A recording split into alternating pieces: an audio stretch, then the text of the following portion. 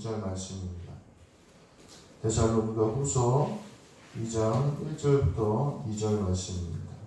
신약성경 333페이지입니다.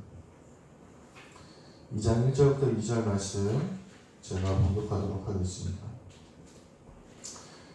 형제들아, 우리가 너희에게 구하는 것은 우리 주 예수 그리스도의 강림하심과 우리가 그 앞에 모임에 관하여 영으로나 또 말로나 또는 우리에게서 받았다 하는 편지로나 주의 날이 이르렀다고 해서 쉽게 마음이 흔들리거나 두려워하거나 하지 말아야 한다는 것이라. 아멘. 할렐루야. 다시 오실 때를 기다리며 라는 제목으로 함께 말씀을 나누도록 하겠습니다. 주중에 아침쯤에 갑자기 전화가 한 통 왔습니다. 제가 군대 제대한 지 이제 한 20년이 넘었는데 군대에서 제 선임이었던 고참이었던 분이 잠깐 오신다는 거예요. 가시는 길에 들린다는 거예요. 그래서 요 근래에 이제 몇 번 통화를 했었거든요. 통화를 했었어서 기쁜 마음으로 오시라고 잠깐 차 한잔 마시면서 얘기하고 가시라고 이렇게 말씀을 드렸습니다. 오후 늦게쯤 오실 줄 알고 제가 점심 먹고 머리를 자르러 원통에 나갔습니다. 원통에 나가서 머리를 자르려고 보자기를 뒤집어 쓰고 탁 잘랐는데 전화가 왔어요. 어디시냐고. 저는 한 가평쯤 되는 줄 알았더니 교회에 왔다는 거예요. 교회에 와서 이제 도착했다는 것입니다. 그래서 어떻게 하냐고 그랬더니 괜찮다고, 이제 본인도 이제 여유롭게 온 거니까 신경 쓰지 말고 일 다 보고 오라는 거예요. 근데 어떻게 그렇게 해요? 그래서 머리를 부랴부랴 자르고 가려고 하는데 하필이면 또 그때 첫째를 피아노 학원에다 맡겨놓은 상태였어요. 피아노 학원에 가 있는 상태였어요. 그러니까 뭐 이제 동선이 이제 힘든 거죠. 그래서 둘째도 어린이집에서 찾아야 되고 뭐 하니까 이제 정신없이 움직여서 저는 이제 손님을 맞으러 가고 또 저희 아내는 뭐 아이들이 태우러 왔다 갔다 하고 그래서 간신히 이제 와서 이야기를 나누고 그렇게 보냈던 일이 있었습니다. 마음 한편으로는 제가 속으로 그랬어요. 좀 도착하기 한 30분이나 1시간 전에 전화를 좀 주지, 이런 마음이 있었는데 오늘 설교를 준비하다가 보니까 주님 오실 때 혹시 우리가 이러지는 않을까 이런 생각이 들었습니다. 주님이 오셨는데 너무 바쁜 거예요. 이것도 해야 되고 저것도 해야 되고 준비가 되지 못한 상태인 거죠. 그래서 저기 들려야 되는데 여기 들려야 되는데 이제 영적으로 그런 상태에 우리가 있지는 않을까 이런 생각이 들었습니다. 오늘 우리는 이 질문에 대해서 진지하게 한번 생각해 봐야 합니다. 나는 주님 다시 오실 때 또는 주님이 나를 부르실 때에 준비가 되어 있는가?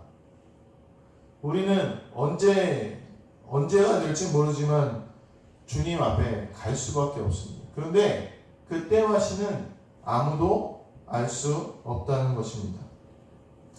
그러면 사랑하는 우리 성도 여러분, 반드시 이 질문에 대해서 돌아보시고 또 주님의 재림을 준비하시는 우리 성도님들 되시길 간절히 소망합니다.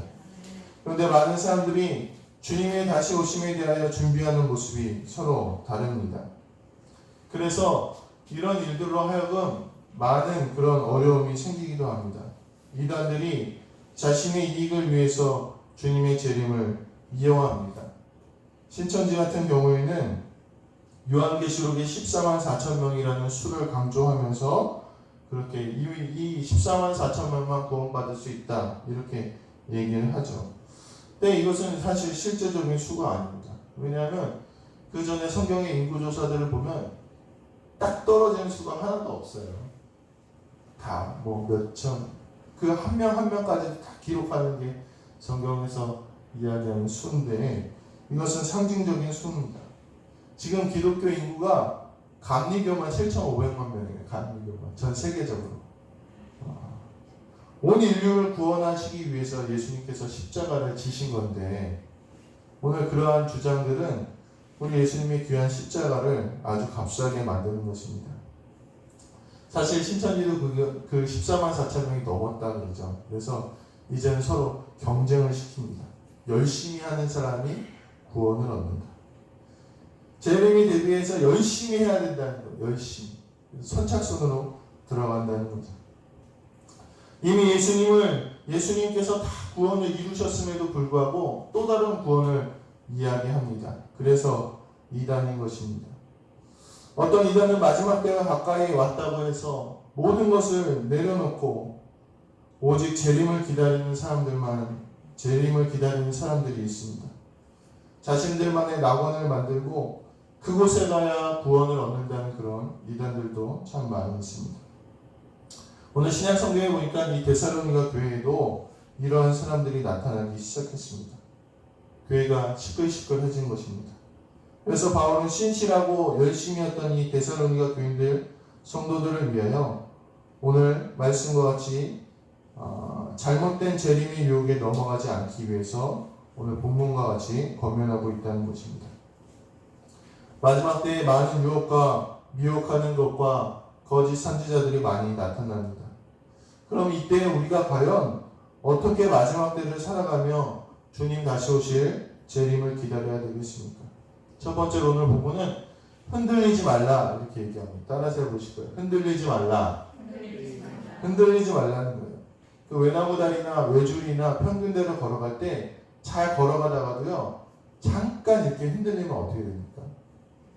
그때는요 조금 흔들렸는데 갑자기 하면서 점점 커지죠. 그래서 나중엔 걷잡을 수 없이 흔들려서 결국은 떨어지게 되는 것을 우리가 알 수가 있습니다. 굳건했던 신앙도요 작은 흔들림에 점점 그 마음이 커질 수 있습니다. 그래서 흔들리지 않기 위해서는 어떠한 작은 유혹에도 우리가 굳건한 마음을 유지해야 된다는 것입니다. 이 흔들리지 말라는 것은 미혹되지 말라는 뜻이 있습니다. 혹하지 말라는 것입니다. 사실 재림에 대한 해석은요 바울도 절대적으로 할 수 없었습니다. 더 나아가서 예수님께서도 하나님이 다시 오실 때를 묻는 제자들에게 오직 하나님만, 나도 모르고 하나님만 아신다 이렇게 말씀하셨습니다. 이것이 우리가 어떠한 재림의 유혹, 어떠한 이단의 유혹에도 흔들리지 말아야 될 이유입니다. 주님 다시 오실 때는 주님도 모른다는 거예요. 오직 하나님께서만 아신다는 것입니다. 아무에게도 계시하지 않았습니다. 계시록을 기록한 사도 요한도 모릅니다. 그도 다만 그런 환상을 통해서 마지막 때의 모습을 전하고 야 너희가 이러이러할 때가 올 테니 깨어 근신하고 믿음을 지키라는 의미에서 계시록을 기록한 거지 요한계시록은 재림의 때가 언제라고 알려주는 책이 아닙니다. 요한도 역시 주님 다시 오실 때를 기다리다가 죽었습니다. 환상을 직접 본 요한도 그랬는데 누가 이 계시록의 그때와 의미를 알 수 있겠습니까? 그러므로 누가 와서 어떤 말씀을 들이댄다 하더라도 우리는 조금도 요동하지 않아야 된다는 것입니다. 우리가 말씀을 바로 알아야 흔들리지 않습니다. 성경은요 수천 년에 걸쳐서 수십 명의 사람들에 의해서 쓰여진 책입니다. 각 성경인마다 문화와 의도와 사건이 모두 다릅니다. 그런데 이단들은 많은 사람들이 이 성경에 이곳저곳에서 조각조각 이어붙인 그런 그럴싸한 말을 만듭니다. 전혀 관계가 없는 말인데도 말입니다. 오늘 성경에서 유일하게 통일된 것은 네 가지입니다. 뭐냐? 천지를 창조하신 전능하신 하나님, 그리고 그 하나님이 인간을 위해서 보내실 메시아, 그래서 메시아로서 오신 예수님, 그리고 다시 오실 예수님. 이 네 가지예요. 성경에서 통일된 것. 이 네 가지만 오늘 성경에서 통일되어 있지 나머지 다른 사건들은 다 그때그때마다 우리의 상황마다 주시는 하나님의 은혜라는 것입니다. 이것을 우리가 바로 알지 못하면 억지로 끼워 맞추고 갖다 붙인 그런 거짓말에 속게 된다는 것입니다. 사랑하는 성도 여러분, 성경이 말하는 것은요 특별하니 선택받은 이에게만 미래를 예언하는 것이 아닙니다.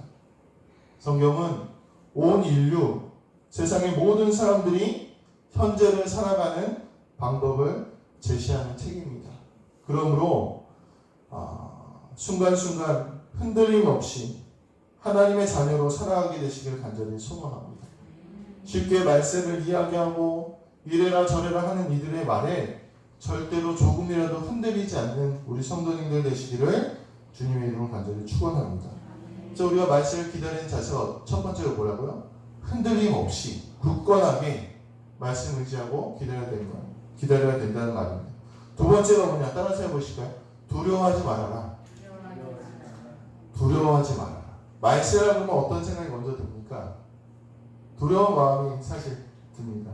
제가 몇 해 전에 좀 한 10년 전쯤에 기도원에 들어갔는데 갑자기 문자가 막 쏟아졌어요. 어디냐? 뭐 하냐? 제가 이제 기도원에 갔으니까 핸드폰을 다 꺼놨을 거 아니에요. 그래서 저녁쯤 돼서 켰더니 막 문자가 막 날라왔어요. 왜 그러냐? 전화해봤더니 북한이 뭐 미사일 쏘고 뭐 포격하고 뭐 난리가 났다는 거예요. 그래서 전쟁 날 것 같으니까 저한테 빨리 돌아오는 거예요. 그래서 뉴스 보니까 막 난리가 났어요. 사람들이 막 사재기 하고요. 뭐 생필품 같은 거 막 사고 나름대로 막 준비를 하기 시작한 거예요. 두렵기 때문이었습니다. 저도 살 뻔했어요. 저도 물 같은 거 사야 되나 말아야 되나 어떻게 하지? 제가 예전에 강화에 살았는데 강화에 맨날 대국 방송이 나오고요. 막 새벽에 자고 있으면 막 뭐 위대하신 뭐 김정일 뭐 어쩌고 저쩌고 소리가 들려요. 되게 가깝거든요. 그럼 미사일 쏘고 뭐 이런다 그러면요. 제가 속으로 생각하는 야 전쟁 나면 어떻게 되냐. 전쟁 나면 맨 처음 강화다리를 끊는다는데 해병대가 강화다리를 끊는다는데 끊기 전에 나가야 되는데 뭐 그런 생각했습니다. 그래서 그때 이제 저희 아내가 직장 다니고 제가 교회에 있었는데 전쟁 나면 바로 우리 아내 데리러 가고 뭐 시온이 그때 어린이집 있었으니까 데리러 가고 건너야 되나 그리고 여보 다리 끊기면 안성에서 만나 뭐 이런 생각을 했던 적이 있습니다. 그래서 사실 이제 그 큰 일이 닥친다고 하면 두려운 게 사람의 마음 아니겠습니까? 그런데 얼마 전 이웃교회 목사님하고 이야기를 나눴는데 그분은 절대로 두렵지 않다는 거예요. 참 희한하죠. 전쟁 안 난다는 거예요. 너무 확신하게 말씀하시는 거예요. 그래서 본인의 아들이 이제 입대를 하셨는데 자기는 걱정을 하나도 안 합니다. 전쟁은 날래야 날 수가 없다는 거예요. 그래서 목사님 왜 그렇게 확신하십니까? 얘기했더니 그분이 이제 군생활 하실 때 자기 부대가 이제 미군이랑 연합 훈련하는 그런 부대이셨나 봐요. 근데 그 당시의 무기, 그 당시 뭐 해도 한 20년 전일 거 아니에요? 30년 전일 거 아니에요? 그 당시에 무기만 하더라도요. 우리나라랑은 전혀 비교도 할 수 없는 무기를 미군이 갖고 있었다는 거예요. 우리나라 무기로는 아무리 대적하려고 해도 미군의 무기를 당해낼 수가 없는데 지금 생각해보니까 아마 우리나라 무기와 북한군의 무기가 그렇지 않을까라는 생각이 들더라고요. 그 당시에도 야 미군이 우리나라에 있는 한은 전쟁 나도 우리가 절대로 질 수가 없겠구나. 전쟁을 북한이 일으킬 수도 없겠구나라는 확신이 그때 드셨다는 것입니다. 그래서 아무리 뭐 북한이 미사일을 쏘고 뭐 도발하고 난리가 나도 이 목사님은 전쟁 안 나 이렇게 태평하게 믿을 수 있게 되셨다고 합니다. 이분이 두려워하지 않는 이유는 한 가지예요. 한 가지. 뭐 때문에 두려워하지 않습니까? 강력한 믿음 때문에 두려워하지 않는 강력한 믿음 때문에. 불안정한 시기, 힘든 시기에 많은 사람들이 이 종말론적 이단에 많이 넘어갑니다. 데살로니가 교인들이 힘들었던 이유는요. 잘 그런 재림의 풍문에 흔들렸던 이유는요. 그들이 아주 큰 핍박과 환난 가운데 있었기 때문이었습니다. 그들의 환난이 너무 크고 힘드니까 주님의 재림이 시작된 것인가 이런 생각이 그들 마음속에 들었다는 것입니다. 우리도 역시 불안정한 가운데 살아가고 있습니다. 두려움이 있습니다. 이러한 때가 없었던 것 같습니다. 얼마나 요즘에 더워요. 기후 이상이라고밖에 설명할 수 없는데 예전에 30도 넘으면 더워 죽는다고 그랬는데 제가 어제 보니까 뭐 이제 37도라 그러더라고요. 너무 더워요. 전염병, 강력한 전염병에 휩쓸고 있습니다. 그래서 마치 당장이라도 주님 오실 것 같아요. 무엇인가 당장 해야 될 것 같습니다. 제가 각종 이제 SNS, 소셜미디어 같은 거 보면 난리도 아니에요. 뭐 지금 벌어지는 일들은 뭐 다 사탄의 계략이고, 코로나 백신을 맞으면 뭐 짐승의 표, 666표를 맞는 거다. 온갖 자극적인 그런 해석들이 나오고 있습니다. 제가 보면 마치 모두들 두려워하고 떨고 불안해하기를 바라는 그런 이야기들 같습니다. 사랑하는 성도 여러분, 오늘 우리가 분명히 알아야 될 것은 우리의 영혼의 구원은 오직 예수 그리스도를 믿는 믿음으로 받는 것입니다. 그 믿음만 있으면 우리는 어떤 상황에서도 주께서 구원하신다고 약속하셨습니다. 내가 믿음이 온전하고 내가 거듭난 사람의 삶을 살고 있다면 어떠한 마귀의 시험도 우리를 넘어뜨릴 수 없고, 언제 주님이 오시더라도 나는 구원받는 주님의 백성이라는 사실을 잊지 마시게 되길 간절히 소망합니다. 나는 언제 어느 때라도 주님 다시 오실 때 할렐루야 부르고 올라간다는 믿음이 있다면 오늘 우리는 이 시대 가운데 두려워하지 않을 수 있다는 것입니다. 두려움은 온전한 믿음으로 이겨내는 것입니다. 사실 온전한 구원의 확신이 있다면 우리가 어떤 상황에서도 흔들리지 않는다는 것입니다. 문제는 뭐냐? 그 확고한 믿음이 없기 때문입니다. 그래서 두려운 것입니다. 내가 주님 앞에 온전히 서 있지 못하기 때문에, 확신이 없기 때문에, 구원에도 확신이 없고 두려운 것입니다. 오늘 우리 안에 온전한 구원의 확신이 늘 넘치게 되시기를 간절히 소망합니다. 이 확실한 믿음이 있는 성도는 언제 주님이 오셔도 기쁘게 맞이합니다. 그러나 그렇지 않은 성도는 부랴부랴 무엇을 막 준비하려고 합니다. 마치 신랑을 맞이하는 10명의 신부와 같이 기름을 준비한 신부, 온전한 확실한 믿음이 있는 성도는 담대하고 주님을 따라가지만, 그것을 갖지 못한 성도는 자꾸 다른 무엇인가를 준비하려 한다는 것입니다. 오늘 우리 안에 구원의 확실한 믿음이 있는가 돌아보시고 점검하시고 그 믿음으로 하여금 두려워하지 않기를 주님의 이름으로 간절히 축복합니다.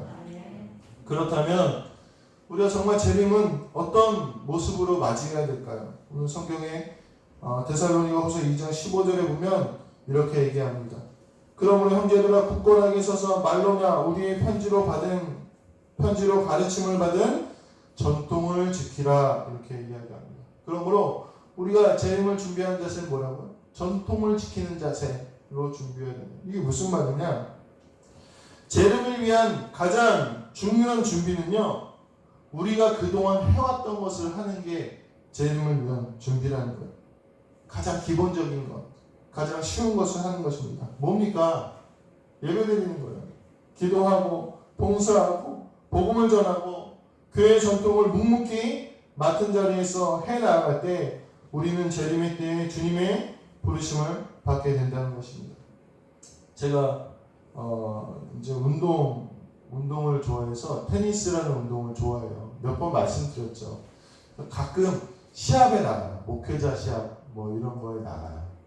그러면 거기서 이제 입상을 하게 되면 쏠쏠해요. 아주 하루 운동하고 좀 이게 참가비 같은 게 있거든요. 참가비 입상을 하면 이제 참가비도 다시 돌려받고, 그러니까 상금으로 대신 받고, 뭐 맛있는 것도 먹겠죠. 상금 받았으니까. 그리고 좀 남은 걸로 저희 아내한테 생색도 내고, 뭐 제가 사고 싶은 것도 사고 그래요. 아주 쏠쏠합니다. 그래서 1년에 한두 번씩 나가는데, 가끔 시합에 나가서 경기를 하다 보면 놀라운 일이 벌어집니다. 어떤 일이 벌어지냐? 아무것도 안 되는 걸 경험해요. 아무것도 안 되는 거. 제가 지금 한 7년 정도 이걸 배우고 운동을 했는데 어느 순간요, 갑자기 잘 되던 게 안 돼요. 내가 익숙했던 건데 안 돼요. 이상하리만치 안 맞습니다. 그래서 막 실점을 하게 되는 거죠. 근데 그러다 보면 더 큰 문제가 생깁니다. 어떤 문제가 생기냐면, 이제 대회는 저 혼자 나가는 게 아니라 이게 파트너랑 같이 나가는데 같이 나가는 거잖아요. 그럼 제가 피해를 끼치면 안 되잖아요. 그렇죠. 근데 제가 잘하던 게 안 되기 시작하면요, 계속 실점하게 되면 미안해지는 거예요. 미안해. 옆에 있는 파트너한테 미안해지는 거예요. 그럼 더 안 되는 거예요. 막 마음에 멘붕이라고 그러죠. 멘탈 붕괴라고 그러는데 멘붕이 옵니다. 그래서 막 손발이 덜덜 떨릴 때가 있습니다. 그러면 어떻게 해야 될까요? 그때 위기의 순간에 이겨내는 방법이 뭐가 있겠습니까? 제가 이렇게 몇 년을 하다 보니까 노하우가 생겼어요. 어떤 노하우가 생겼냐? 맨 처음에 제가 이거를 배우고 시작할 때로 돌아가는 거예요. 맨 처음에. 그때 처음에 테니스 배우면 뭐하냐? 공도 안 줘요. 공도 안 주고 그냥 그 자리에서 이제 라켓만 들고 허공에다 이렇게 스윙만 이렇게 하게 합니다. 그러면 또 이제 가르쳐주는 사람이 뭐 발을 움직이고 공을 똑바로 보고 뭐 미리 준비하고 이런 걸 막 여러 가지를 가르쳐준단 말이에요. 그러면 그렇게 안 되고 힘들고 위기가 닥쳤을 때는 그거부터 하는 거예요. 그래서 공이 오면 그때 배웠던 것을 돌아보고 그 기초라고 해요. 기본으로 돌아가서 하다가 보면요. 그 기억을 되살려서 차근차근 하다가 보면 참 신기하죠. 그 이상하리만큼 힘들었던 그 상황을 이겨내게 되고 제가 가졌던 실력이 다시 나오게 되는 걸 제가 가끔 경험을 했습니다. 오늘 우리가 재림을 위해서 주님이 다시 오심을 위해서 무엇인가 새롭고 특별한 것을 하라고 주님은 말씀하신 적이 없습니다. 너희가 경계하고 준비하라고 하셨지 너희가 이것도 해야 되고 저것도 해야 된다고 말씀하시지 않았습니다. 그런데 우리는 어떻게 하냐? 우리는 뭔가 늘 새로운 것을 원합니다. 새로운 것. 설교도요 매번 들었던 건 식상합니다. 저도 이제 여기 와서 이제 4년째 설교를 하는데 처음 제가 왔을 때 기억하면요 뭐 지금은 그렇지 않다는 얘기가 아닌데 그 처음 왔을 때 그 성도님들의 눈빛이 제가 기억이 납니다. 어떤 눈빛이었는지 아세요? 지금은 이제 저를 편안하게 이렇게 바라보시지만 제가 처음 왔을 때는요 눈에서 광선이 나왔어요. 광선. 저 양반이 어떤 양반인가 무슨 말을 할 것인가. 그래서 제가 설교를 잘하지 못해도 아주 주의 깊게 들었던 걸 제가 기억합니다. 뭐라고 하는 건 절대 아닌데 그랬던 걸 기억을 합니다. 사실 맞아요. 우리가 더 새롭고 더 신선하고 더 특별한 걸 원하는 것이 우리의 모습입니다. 그런데요 우리가 특별한 거 새로운 거 찾다가 보면 사실은 이단의 유혹에 빠지기가 쉽습니다. 왜냐하면 이단은 새로워요. 그렇게 새로운 말씀이 없습니다. 신선합니다. 특이합니다. 그래서 많은 사람들이 야 이 능력의 종이다. 여태까지 들어보지 못했던 말씀의 해석이다. 그래서 따라가는 경우가 허다합니다. 그런데 우리가 바로 알아야 될 것은요. 주님의 말씀은요. 변하지 않습니다. 2000년 전에 그 주님의 말씀이 지금도 우리 가운데 생명이 되는 것입니다. 어렸을 때 들었던 그 말씀이 나에게 생명의 말씀이었고 내가 처음에 들었던 그 주님의 말씀으로 내가 변화되었고 그 말씀대로 살 수가 없잖아요. 그 말씀을 내 몸으로 따라가고 지켜오는 것이 바로 신앙생활이라는 것입니다. 우리의 믿음은요. 우리의 선조가 따랐던 그 길을 걸어가는 것입니다. 아브라함의 삶을 걸어가는 것이고 다윗의 삶을 걸어가는 것입니다. 가장 오랫동안 해왔던 그것을 가장 기본적인 그것을 우리가 하나도 빠짐없이 최선을 다해 지켜나가면서 주님 다시 오실 때를 기다려 나가는 것임을 잊지 마시는 성도님들 되시길 간절히 소망합니다. 오늘 말씀을 마무리하도록 하겠습니다. 주님은 반드시 오십니다. 제가 집에서 청소도 안 하고 설거지도 잘 안 합니다. 부끄럽지만 그래요. 해야 될 건데 잘 안 해요. 근데 가끔 이제 사모가 저희 아내가 먼 길을 갔다 오거나 바쁜 일로 집을 비우게 되면 제가 무슨 바람이 불었는지 몰래 해놔요. 설거지도 싹 해놓고 그 싱크대도 다 닦아놓고 말이죠. 청소도 하고 그래요. 그러면 저희 아내가 올 때가 되면 제가 어떤 마음이 될까요? 오면 뭐라고 할까? 얼마나 기대되고 즐거운지 모릅니다. 제가 빨리 왔으면 좋겠다 이런 생각이 듭니다. 야, 내가 이거 다 해놨는데 우리 아내가 오면은 뭐라고 칭찬해 줄까? 그런 생각을 제가 합니다. 이럴 때 잘해줘야 돼요. 이럴 때 반응이 잘 안 좋으면 다음에 안 해. 아무튼 뭐라고 할까? 이렇게 기대하는 마음으로 우리 아내를 기다릴 때가 있던 것을 기억합니다. 그런데 성도의 모습이 사실은 이런 모습이 되어야 된다고 오늘 우리는 생각합니다. 주님 다시 오실 때 재림도 이와 같지 않겠습니까? 내가 주님의 재림을 기다리며 뭔가 특별한 것을 해야 구원받는 게 아니라 성도로서 해야 될 것을 다 맞춰놓고 주님께서 명령하신 것을 다 맞춰놓고 부탁하신 사명을 게으르지 않고 최선을 다해 해놓고 야 주님 오시면 얼마나 칭찬하실까 이런 마음으로 기다리는 게 주님의 재림이지 두려워하고 떨고 지금 오시면 내가 어떻게 할까 뭘 해야 될까 불안한 마음으로 기다리는 것이 주님의 재림이 아니라는 것입니다. 주님 다시 오실 때 기뻐하시고 칭찬하실까 하는 그 기대로 내가 해야 될 것을 다 해놓고 그렇게 감당하고 기다리는 우리 성도님들 되시길 간절히 소망합니다. 마지막 때라고 해서 특별할 것은 없습니다. 더욱더 흔들리지 않고 온전한 믿음을 가지고 두려워하지 않고 전통을 지키며 사명을 감당하다가 보면 주님 오셔서 반드시 우리를 기쁘게 부르시고 칭찬하시고 그동안의 모든 눈물과 수고를 위로해 주실 것입니다. 2단, 3단, 4단, 사탄 유혹이 많은 이때 웃으라고 한 얘기인데 2단도 있고 3단도 있고 사탄도 있잖아요. 이때에 죄송합니다. 우리가 어리석은 이 2단의 유혹, 4단의 유혹으로부터 믿음과 마음을 잘 지키시기를 간절히 소망합니다. 그래서 허둥대지 않고 굳건한 믿음으로 이 마지막 때 어려운 시기 믿음을 잘 살아나가시는 우리 남북교회 성도님들 되시기를 주님의 이름으로 간절히 축원합니다. 기도하시겠습니다. 하나님 마지막 때에 우왕좌왕하고 두려워하는 많은 사람들이 있지만 오직 믿음의 사람들은 주님 오실 때를 기다리며 기뻐하며 하나님 그동안 주님 명령하신 일을 충성스럽게 감당하며 기다려야 됨을 오늘 말씀을 통해서 기억합니다. 이 마지막 때 어려운 시기에 살아가고 있습니다. 우리 사랑하는 모든 남교교회 성도님들 주님 오실 때까지 해야 될 일, 맡기신 일 잘 감당하며 기쁨을